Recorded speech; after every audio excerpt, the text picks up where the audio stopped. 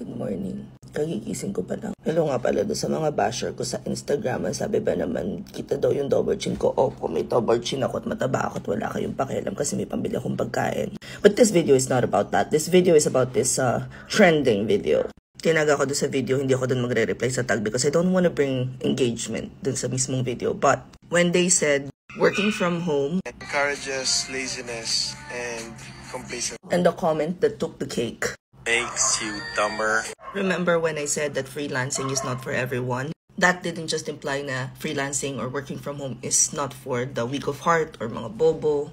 It could also mean that the lifestyle, the laptop lifestyle is really not for everyone. Remember guys, tinuruan ko yung kapatid ko mag-work from home not once, but twice. But it didn't work out because this is just not the lifestyle that's for him. He's the kind of person that thrives in a different environment. The other comments like it's boring, been there, done that, those are valid feelings because simply hindi para sa kanila. But the comment about it, complacency and laziness, it really depends on the person. CEO's comment that it makes you dumb, it really depends on the person. Kahit nasan ka pang work setup, kung paulit-ulit yung ginagawa mo, kahit naman nasa corporate ka kung paulit-ulit yung ginagawa mo, talagang bobo ka nun. Actually, sorry, let me correct myself, hindi bobo. It's just that hindi na nai-stretch yung brain cells mo in such a way na mag-expand siya to be open to more knowledge.